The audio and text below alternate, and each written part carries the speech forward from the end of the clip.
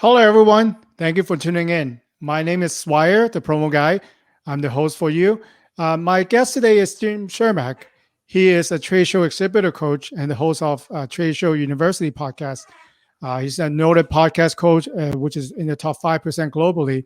Jim brings 30 years of marketing, training, and events, and he loves sharing success secrets for working and planning for trade shows. He has been a judge for the 2021 Virtual Event Award and also a partner for Virtual Events Institute. And he has collaborated with the Season Entertainment. If you're veterans for attending trade show or if you're new to trade show, you got to pay attention to this episode. How are you doing, Jim? I'm doing great. Thank you so much, Swire, for having me on. It's a great pleasure. Thank you so much. Would you please tell us a little bit more about what you do and why companies should hire a coach when they go on to exhibit at a trade show? Wow, it's a great question. Great question. So what I do is I started the whole podcast, Trade Show University. I started it several years ago because I would see as an exhibitor and as an attendee so many companies that leave money on the table that they just don't know. They know their products, they're experts at what they do, but they don't know how to work a trade show. And so I wanted to share knowledge with them. I wanted to help them to better understand how to work the show. They're going to get better results overall. And it'll just make the show experience for them better. It's going to make the show experience for the attendee better because they're going to get the information they're looking for as well. So it just makes everything better. So that's why I started it. And I see that there's a lot of people that reach out to me and say, hey, this is great content, but we're not sure if we're doing it right. We're not sure.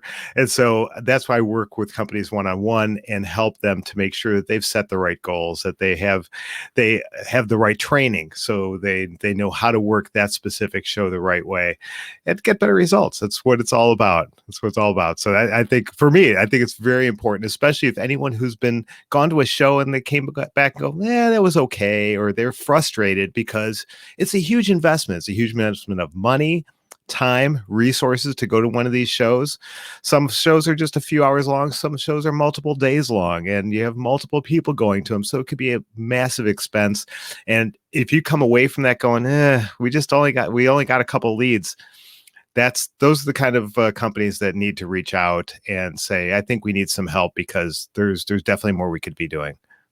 I think this episode is timely too because we just came back and then started reopening for trade show after 15 months long. Yeah. Wow, not having one. So and obviously there are a lot of creativity in the event industry. We have virtual trade show, we have hybrid trade show, and we're now going back to in-person trade show.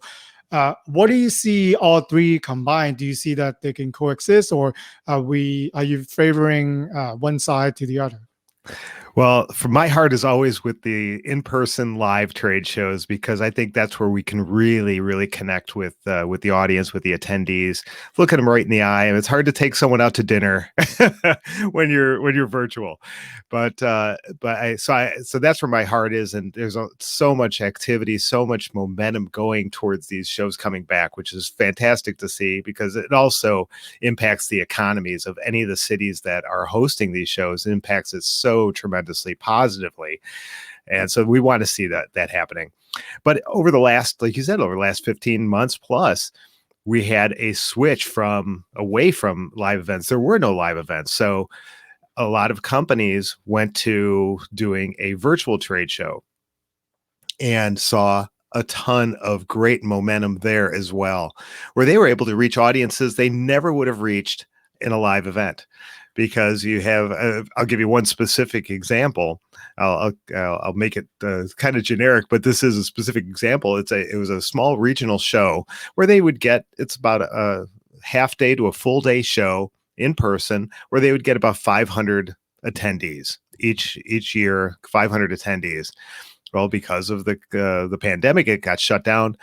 They went virtual and they got over 2,000 attendees. Wow.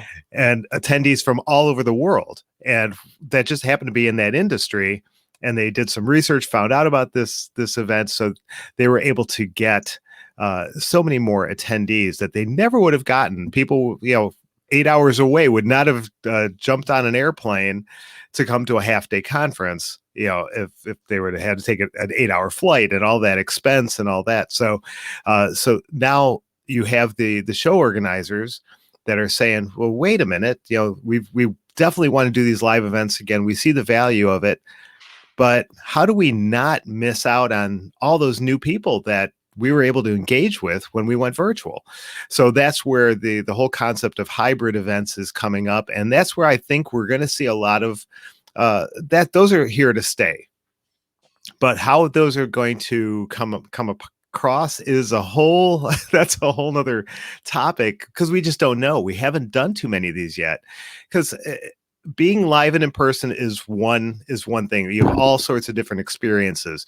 However, being on the other side of the screen, like people are right now watching us, that's a different experience. And so if I'm watching a keynote speaker, or I'm at a workshop, or how do I interact with people in both ways? Okay, so if I'm live and I have people virtually, so there's a lot of questions as to how that will all play out. But I think there's great opportunities to reach new audiences and still have those that audience that's going to be there in person. But so there's a lot of opportunity going forward. I think you're going to see a lot more hybrid events where they're offering it both virtual and live. I like that, because, that actually bring a good question, because, we are focusing more about small businesses here. Before, Yeah. you might need a big budget, right, to put together maybe a conference room or maybe a nice menu at a hotel. But now with the right content, you got to have the right content, right? The right Right. execution. You can actually, like you said, be able to reach more people out there. Want to bring you into this discussion. I think these are some of the conversations that I've had, especially with a digital marketing expert, that you don't need trade show. You don't need your Facebook campaign, you need your ads, you need your Google click. But then what do you think is the most powerful tools for B2B businesses right now? For B2B, for me, it's trade shows. I am I set convinced you up for solely. it. I am solely convinced that B2B businesses will benefit from being at an industry-focused trade show better than anything else. Obviously, every marketing channel has its benefits. You've got, your social channels, which you can't ignore them, and you've got email, and you've got traditional marketing, but there is nothing that can replace a trade show. And here's the reason why, especially for B2B, because a lot of times when you're selling to businesses, they have a much different set of criteria for purchasing. And it's usually much more complex than, I like the color, or I like the way this feels, if you're buying some clothing.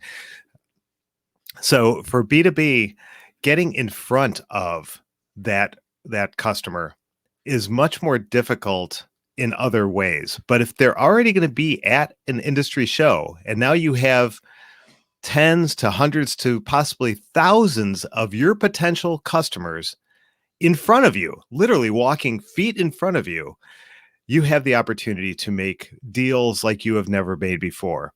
And for a small business, you might be at a show where you have this little tiny booth, or you have a tabletop display, and you're in amongst some giants in the industry that have these huge booths that are maybe 2 stories. They've got a staff of 20 people working their exhibit, and you're there with your 1 or 2 people in your little display. But you know what? You still have the same people walking in front of you. The same people that are going to see those giants are now walking in front of you. And I've heard story after story, success stories of small companies that had the opportunity to get in with a big player simply because they were there. Simply because they were there, they learned how to work the show, to engage with those people that were walking past, and to be able to make that connection and show them, hey, here's what we have. It's different. We are different. And here's why we're different. And here's why you need to talk to us. And if we've ever been in a large big box retailer, a Walmart, a Target, a Best Buy, and we see this little no-name brand that we've never heard of before, and oh my gosh, they're local. That's how they do it. Very rarely can they get on their radar, but when you're in the same place as the rest of as your competitors, your big competitors, you have that opportunity. There's so many other so many other reasons, but I think that just the opportunity alone to be in front of those same buyers that are there to see the big guys, you never have another opportunity like that, and you can have from big buyers to little buyers, but they're walking right in front of you, and you can have that opportunity, more opportunities in a short period of time to have deep, meaningful conversations with than anywhere else. All right. Since you brought that up, I'm sure that, if you're a smaller company that you have exhibit before, it's kind of intimidating, right? Because Oh if yeah, you walk into a trade show for the big businesses, we have the prime location. They have the two-level yeah. VIP lounge setup. They have, all kinds of models available. You might not have the resources that as a big business. So how would you recommend a small business able to compete and also make a good impression among their bigger competitors? Great question. Great question. First thing is you have to make sure you're at the right show because there's so many trade shows out there, so many industry specific. And so you want to make sure you do your homework, that your target audience is actually going to be there at the show and the decision makers for that audience is going to be there. A lot of smaller businesses don't have a big trade show budget to be able to go to many trade shows during the year. So they might be picking one, maybe two shows a year that they're going to go to. So you have to make sure it's the right show. Don't just look at this is the highest attended, because that might not be your best bet. And you might want to find a smaller show where you have a better opportunity because your target audience, your specific target audience is there versus a more broad audience that where only a small segment of that broad audience might be your target. So make sure you're at the right show, and quality beats quantity. So because if you leave that show and you said, you know what, it wasn't a very good show for us, you might be another year before you have that opportunity again. So make sure you're picking the right show. And then you want to be as efficient as possible at the show, because being a small guy, you have very limited opportunities. Not everyone's going to stop by your show. They're there to see all the names they know. So they might not know your name, so they're not just going to stop by. So you have to be as efficient as possible. And if it's just you, if you're there by yourself, maybe you're a small business owner, maybe you're an entrepreneur, and you just have yourself, try to not work the show by yourself. You might want to bring on a colleague or hire a brand ambassador.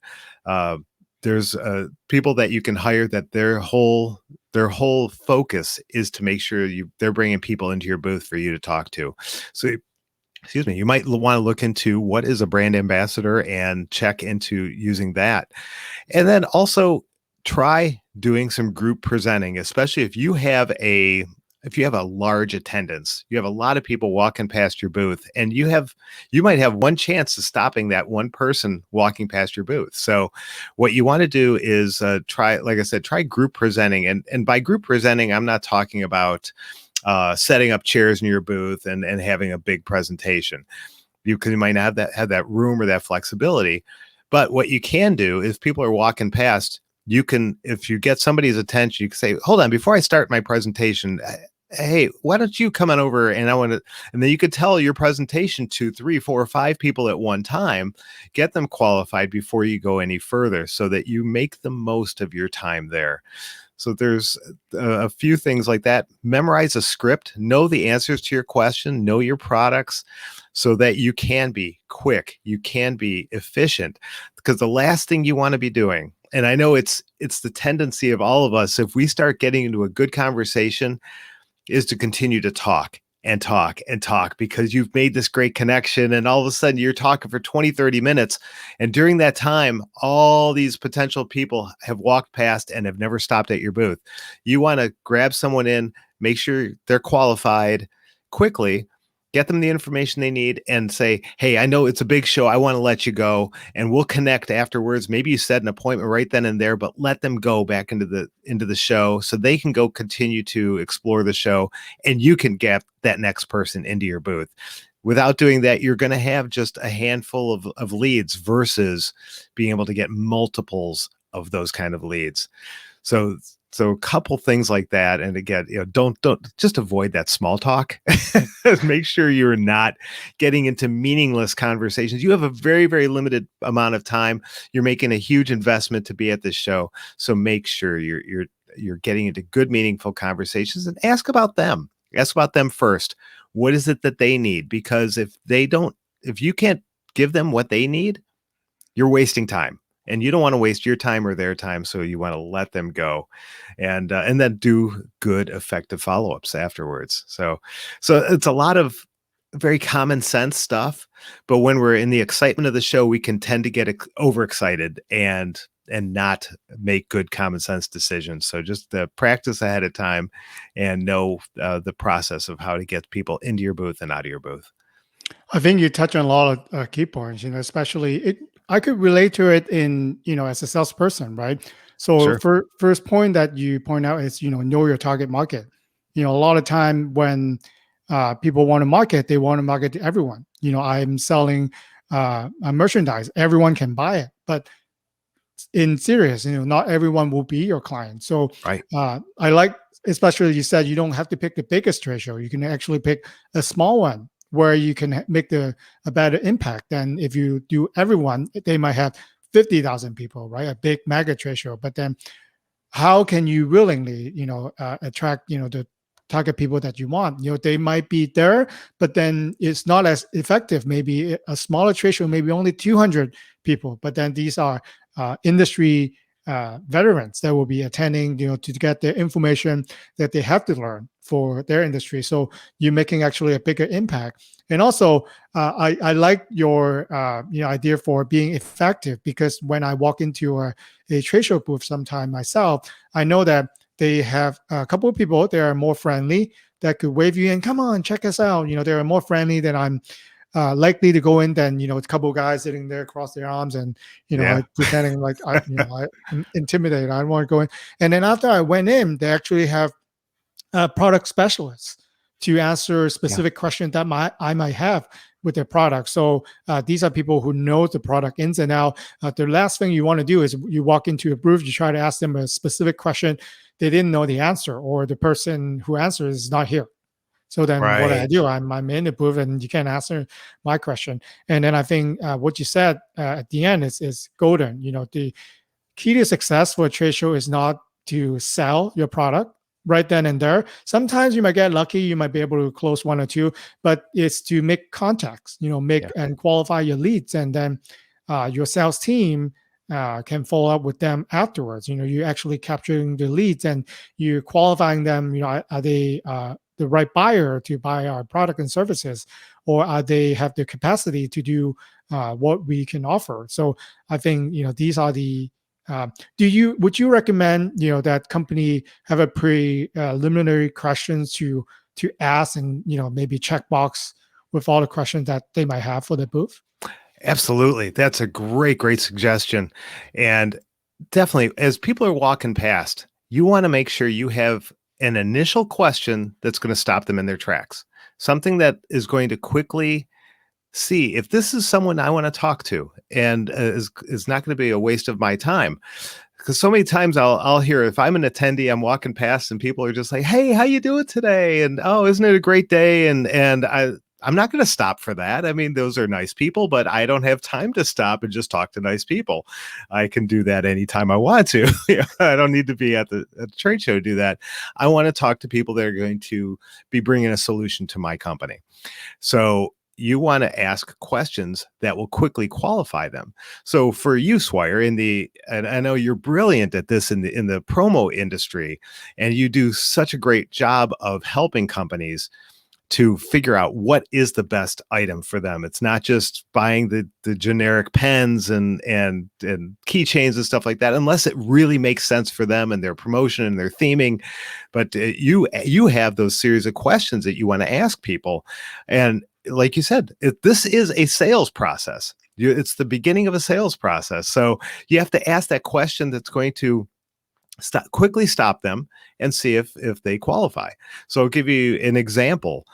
This is something, a company that I ran into many years ago, and I always use this example because it was so brilliant in its simplicity.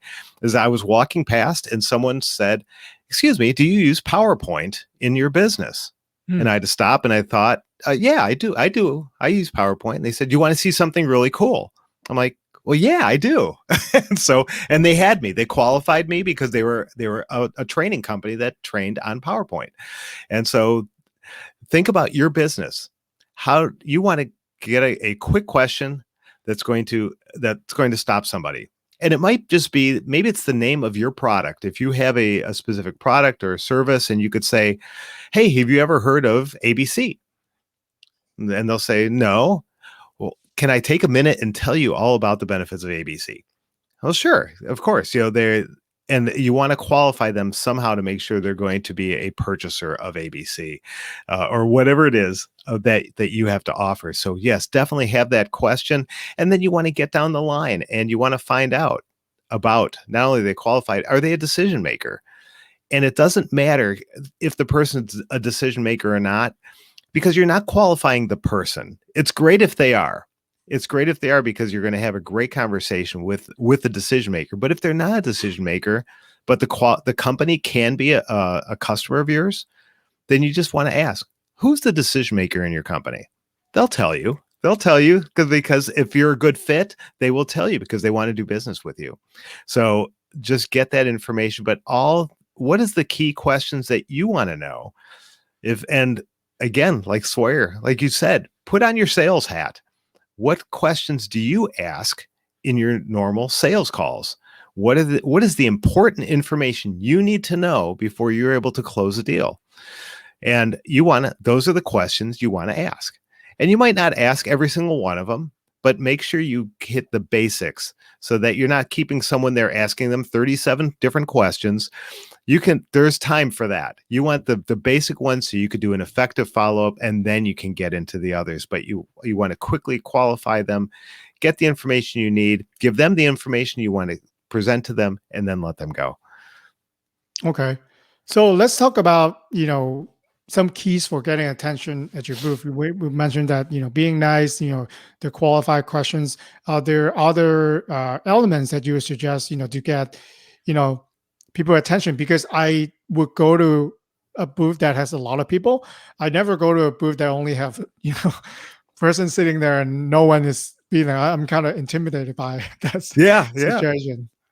Absolutely, and that's you make a great point. You want People are drawn to activity, and so if they see people standing in line, or they see a lot of activity at a booth, by nature, as humans, we're like, "What's going on over there? I want to know what's going on over there." Because all these people are interested, I might be interested too. So do things that are going to cause activity, and the number one is, when nothing's going on in your booth at the very beginning of a show, or things start slowing down, you're not going to have anybody at your booth. So you need to be out and actively engaging, asking those questions, bringing people into your booth. Excuse me. Also, do things that are going to cause activity.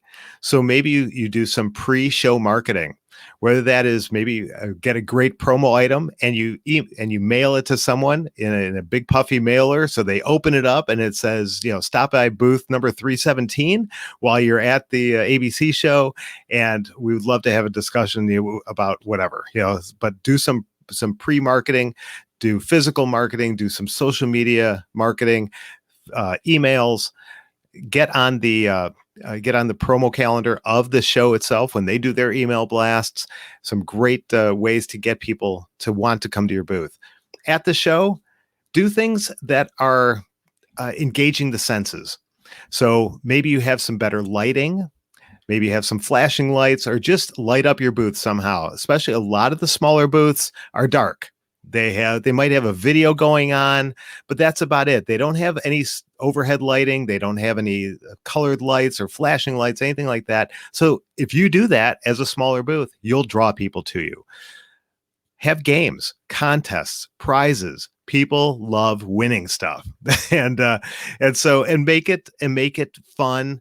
But not only that, make sure you're not just giving stuff away, but that while you have people there, you're starting them in the process of getting them engaged, getting them qualified, because there's nothing worse than all of a sudden you're talking to, you have 100 people in line and you give away all this stuff, thousands of dollars worth of giveaways and products, and then you find out you really didn't capture the information you needed, or you gave it to a bunch of people that weren't qualified to begin with.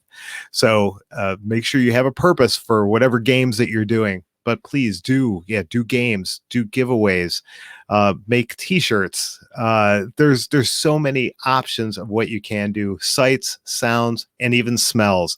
Have a popcorn machine. The smells of popcorns, the sounds of freshly popped popcorn are going to draw people by just to get, and make sure, don't just give them a bag of popcorn. Make sure you do it in exchange for their business card, a quick discussion, find out if they're qualified, and then let them take their popcorn. People will answer a few basic questions to get that popcorn that they have been smelling for the past 3 aisles as they got over to your booth.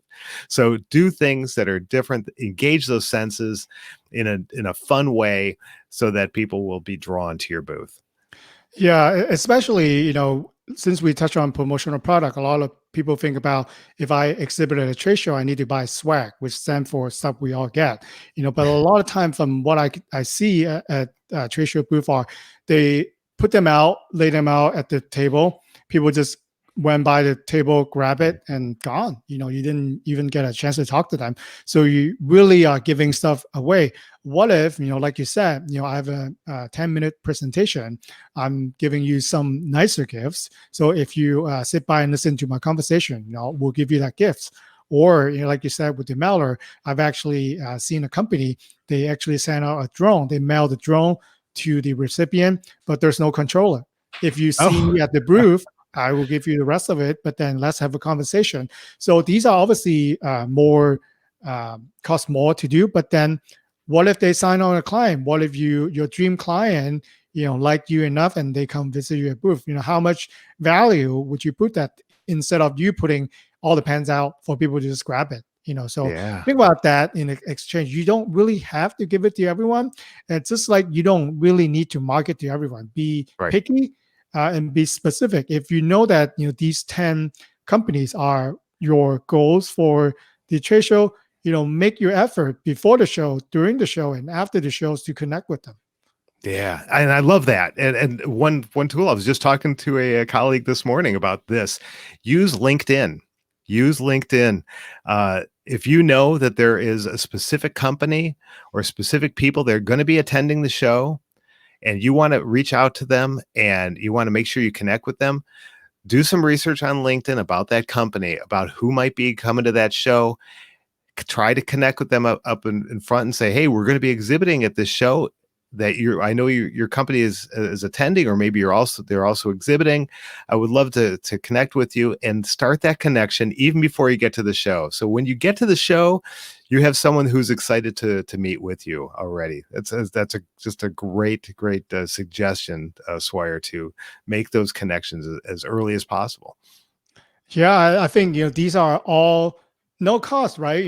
Doing research on LinkedIn. Right. We're on LinkedIn every day, and you probably you better know who your dream clients are, and then maybe the decision maker. So reach out to them. Invite them. We're going to be at trade show next week, and I know that you guys will probably be attending. So you can actually ask, who will be your colleague who will be attending. And then we have some information that we would like to show them. I think it will be a lot easier than you have to walk into their facility to give a presentation. While they're there, might as well just check this out and see if it's worth considering further. So I think these are easy connections that you can do every day, online. Absolutely. Absolutely. And like you said, a lot of the stuff that's going to make the difference of whether you have a successful show or just an okay show doesn't cost any money. It just takes some time. It takes some planning. And then, of course, when you're at the show, it takes some execution.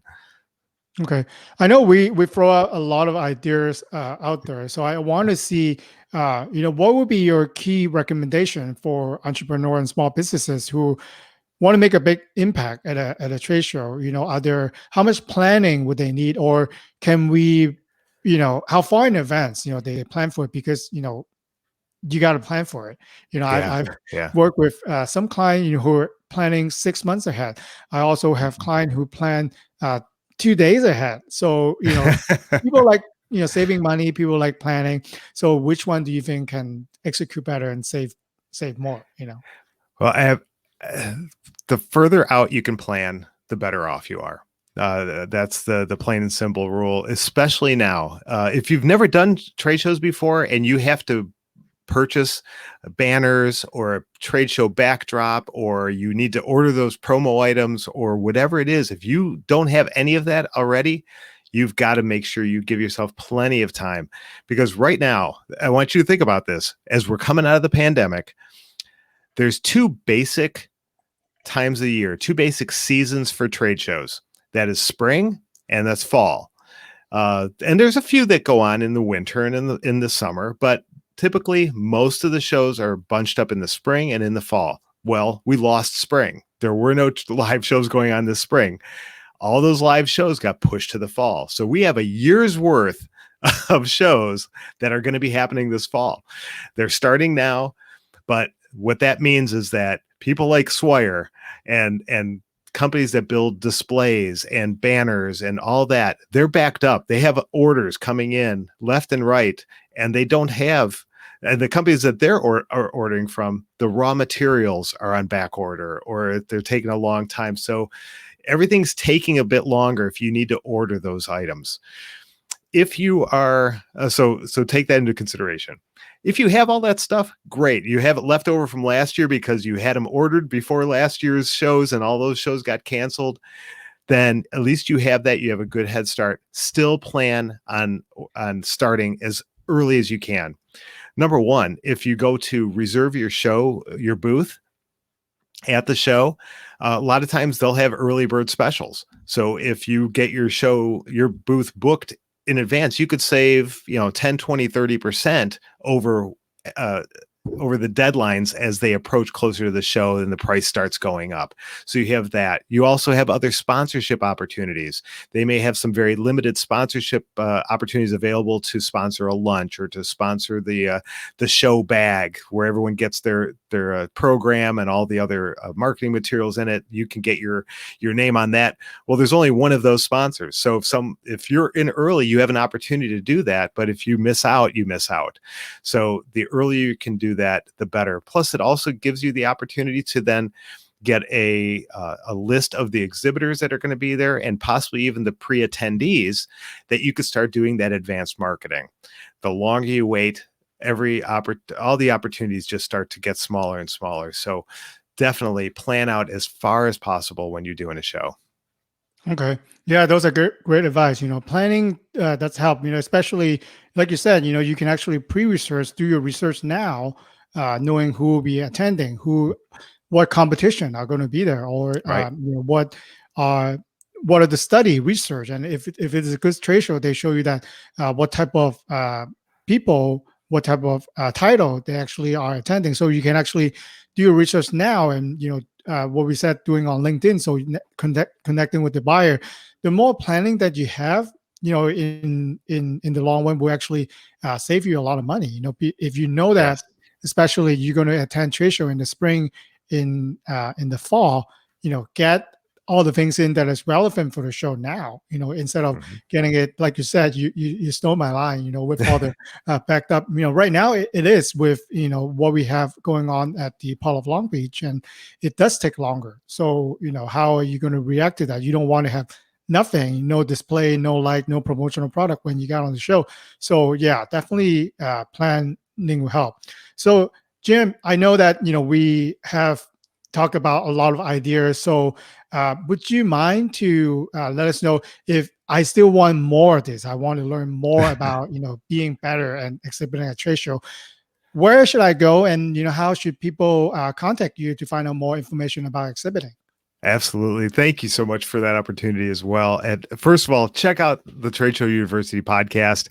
We are on all the major podcast platforms. So Apple, Google, Spotify, Amazon, all of them. And we have listeners around the world, which is very, very exciting. The whole podcast episode by episode is a different topic. And Swire, you were on Trade Show University not too long ago and did a great job of telling people how to select those right promo items. But say you're trying to figure out, how do I staff my booth? How do I train my staff? How do I set goals? How do I eat right so I have the best energy throughout the show? All these topics, and we talk about virtual events, we talk about webinars. There's so many different topics. So if you go over there, we have I think 100 plus topics right now, 100 plus episodes. Go in there. If you go to my website, which is tradeshowu.biz, that's tradeshow the letter u.biz, go there. And right on the search bar, you could type in whatever topic you're looking for, and it'll bring up the episodes that mention that topic. So that's the first thing, and that is absolutely free. Check out Trade Show University. Second thing is absolutely free. Go get on my email newsletter, which is at tradeshowu.biz. Just right there on the homepage, sign up for the email newsletter, and I'll give you a free gift, which is my top 52 trade show tips. It's going to make a difference. You're going to get better results. I guarantee it. And that's absolutely free just for signing up for the newsletter. And the last thing is, if you say you're one of those companies that's been frustrated, or maybe you're like, I want to do trade shows, but I've never done it before, and you want some help, then reach out to me. I've got a program that I'm just launching, which is called Your Show Success Roadmap. So it's going to be a roadmap. It's specifically for small businesses and entrepreneurs that are looking to do trade shows. And you will get a customized roadmap step by step on what you need to do for your show. Because we sit down and we talk for a couple hours and we go through one-on-one your goals, and then you get a roadmap for everything you need to do to have a successful show. And just for listeners, Swire's listeners, I'm offering 25% off. So if you send me an email, jim@tradeshowu.biz, that's jim@tradeshow, the letter u.biz, and mention that you heard it here, the roadmap, you get 25% off. And I throw a lot of stuff at you there, but I want to make sure you have all the resources that you need to do your next show, the best show ever. Thank you, Jim. I'll put all the information and the link on the show notes. And no shame self promotion. You got to listen to episode 99 on Trade Show University. That's when Jim and I had the conversation about finding the right promotional product. And with that, thank you so much, Jim. Love to have you on again, talk about how you see the industry going on, especially very excited about the hybrid model for virtual and in-person events combined. Thank you again for coming on to the show today. Thank you. I appreciate the opportunity. All right.